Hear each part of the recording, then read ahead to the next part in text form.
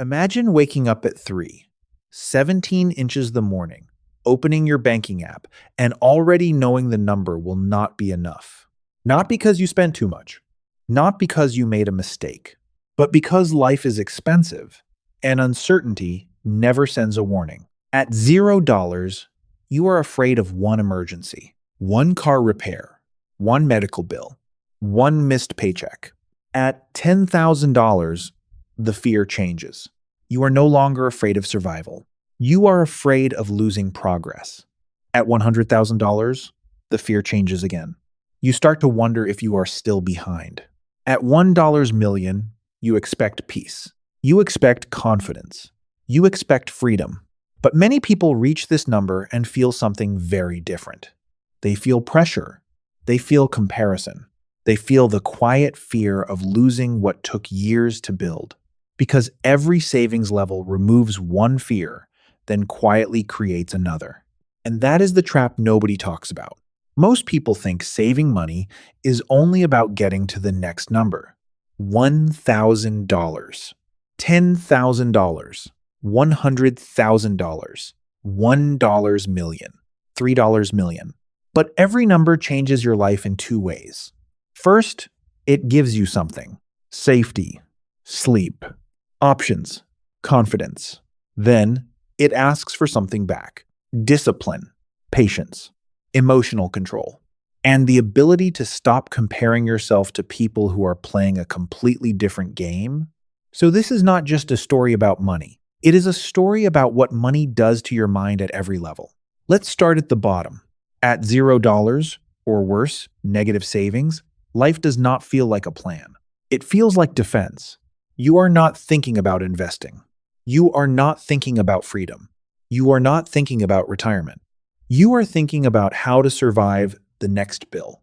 A tire goes flat, and suddenly it is not just a tire. It is rent. It is groceries. It is the electric bill. It is the question of whether you can get to work tomorrow. This is the first trap: scarcity. When you have no buffer, small problems become large problems. A $300 repair can turn into a missed shift. A missed shift can turn into a late payment. A late payment can turn into a fee. And the fee makes the next month even harder. From the outside, people may say, why did they not just plan better? But that is easy to say when you have room to breathe. At $0, your brain is not lazy. It is overloaded. Every decision feels urgent. Every mistake feels permanent. Every small problem feels like it could become the thing that breaks everything. And this is why the first level of saving is not really about wealth. It is about escaping panic. Then comes $1,000. The first time you see $1,000 in your savings account, something changes. It is not enough to make you rich. It is not enough to make you safe forever. But emotionally, it feels huge. There is a comma now. That comma means you did something. You held on. You did not spend everything. You created a small wall between yourself and chaos. But $1,000 has its own trap. The trap is false security, because $1,000 feels powerful until life tests it. A car repair can erase it. A medical bill can erase it. One emergency can make the account look exactly like it did before. So the real value of $1,000 is not that it solves life. The real value is that it gives you your first taste of control. For the first time, maybe you do not panic immediately. Maybe you have one option. Maybe you can say, this is bad, but it is not the end. And that feeling matters. Because before money becomes freedom, it first becomes proof. Proof that you can change direction. Then comes $10,000. This is where life begins to feel different. At $10,000, a bad week does not have to destroy the month. The car breaks down, and you still hate it. But you approve the repair. You pay the bill. You move on. You do not spend 3 nights calculating which bill can be late. You do not borrow from someone you did not want to ask. You do not feel like the entire world is closing in. This level buys sleep, and sleep is underrated. When you sleep better, you think better. When you think better, you make better choices. When you make better choices, your life stops feeling like a chain reaction of emergencies. But $10,000 also has a trap. The trap is comfort. This is the level where a person may start to feel safe enough to relax too much. They may stop tracking spending. They may start saying yes to things they used to question. They may begin to believe, I am fine now. And maybe they are fine compared to where they were. But $10,000 is not financial freedom. It is breathing room. Breathing room is powerful. But if you confuse breathing room with arrival, progress can quietly slow down. Then comes $35,000. At this level, savings become something deeper than money. They become posture. Imagine sitting in a meeting at work. Your manager is being unfair. The company feels unstable. You are tired of pretending everything is okay. But this time, something is different. You know you have months of expenses saved. You may not quit that day. You may not say everything you are thinking. But you sit differently because you know you are not completely trapped. That is what savings can do. They change how you carry yourself. The trap at $35,000 is comparison. Because this is where the outside world starts getting loud. You may be doing better than you have ever done. But then you open social media. Someone bought a house. Someone upgraded their car. Someone is on vacation. Someone your age looks like they are 10 years ahead.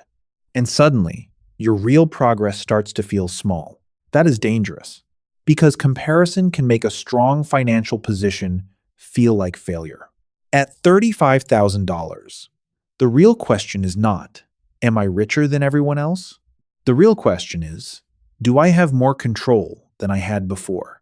If the answer is yes, that matters. Then comes $100,000.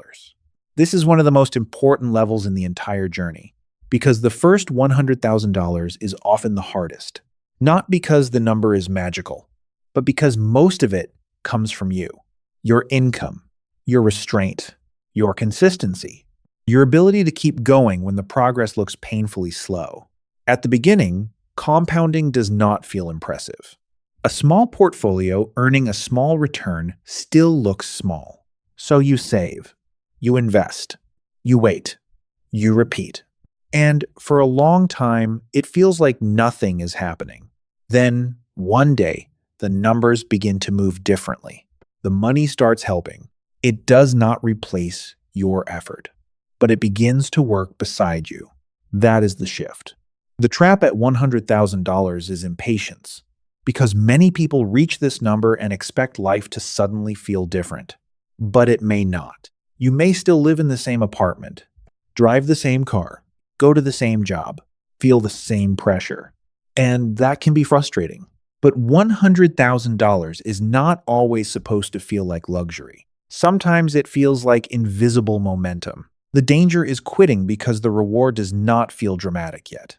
Then comes $250,000. At this level, the future starts to bend.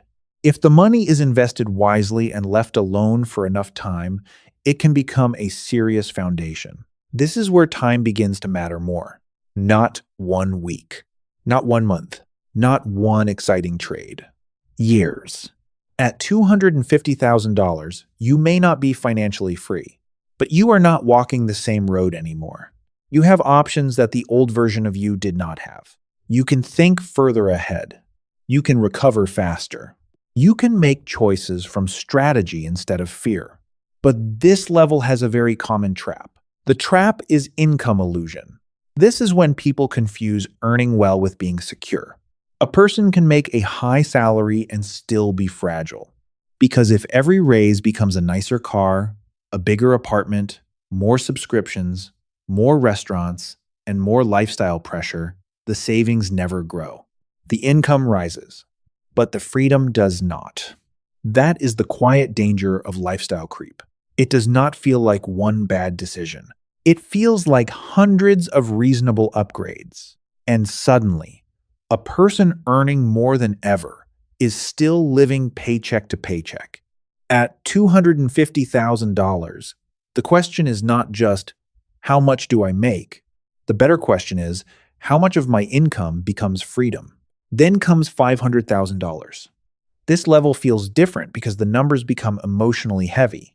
A normal market swing can move the account by $10,000, $20,000, or even more.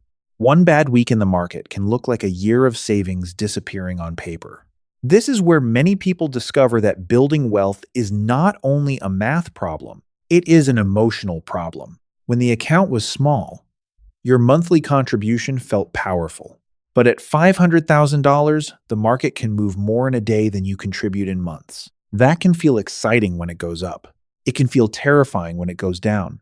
The trap at $500,000 is fear. Fear of losing progress. Fear of making the wrong move. Fear of watching years of discipline shrink on a screen. And this is why emotional control becomes part of wealth building. Because if every market drop forces you to panic, the money controls you. At this level, the challenge is not just saving more. The challenge is staying calm while the money moves. Then comes $1 million. This is the number people dream about. 7 figures. For many people, it represents arrival. They imagine that once they reach $1 million, they will finally feel rich, finally feel safe, finally stop worrying.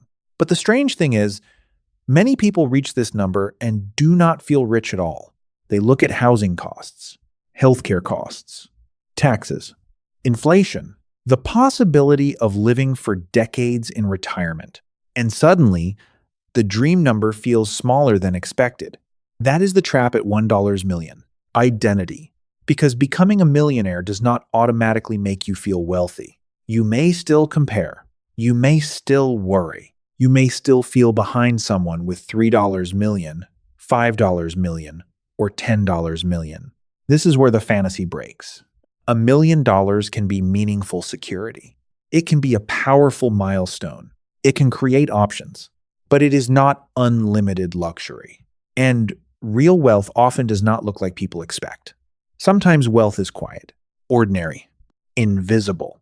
It may look like someone who drives a normal car, lives in a normal house, and simply made disciplined decisions for a very long time. The lesson at $1 million is not that the number is meaningless. The lesson is that no number can fix a mind trained to always feel behind. Then comes $3 million. At this level, a person may have real financial independence, not perfect safety, not infinite money, but real options. They may be able to work less, choose better projects, leave a toxic environment, help family, buy back time. This is where money becomes more than a balance. It becomes control over your calendar, and that may be one of the deepest forms of wealth. But even $3 million has a trap. The trap is endless comparison. Because once you reach a number that once felt impossible, your mind may simply move the finish line.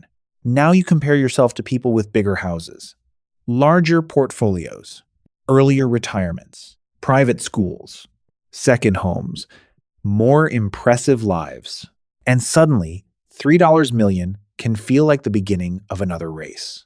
That is the final trap. The belief that peace is always one more level away.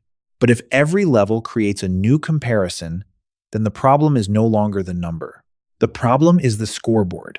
This is the truth most people learn too late. Money matters most when it removes real suffering. When you have $0, more money is not shallow. It is survival. It means the car repair does not destroy the month. It means the medical bill does not become panic. It means one bad week does not turn into disaster. Money buys sleep. It buys dignity. It buys breathing room. It buys the ability to say no. But after basic security is reached, the next battle changes. It becomes psychological. Can you stop moving the finish line? Can you stop comparing your private life to someone else's public display?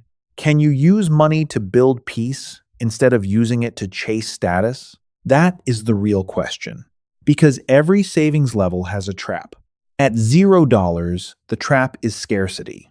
At $1,000, the trap is false security. At $10,000, the trap is comfort.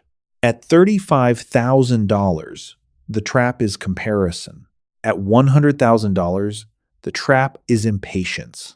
At $250,000, the trap is income illusion. At $500,000, the trap is fear. At $1 million, the trap is identity. At $3 million, the trap is endless comparison. So instead of asking only, how do I reach the next level? Ask a better question. What trap is my current level creating for me? And then ask something even more practical. What is the smallest thing I can do this week to stop leaking money, peace, and attention? Maybe it is canceling one expense you no longer care about. Maybe it is building the first $1,000 buffer. Maybe it is increasing your investment contribution by a small amount. Maybe it is refusing one lifestyle upgrade that only exists to impress people who are not watching. The next level matters, but the lesson matters more.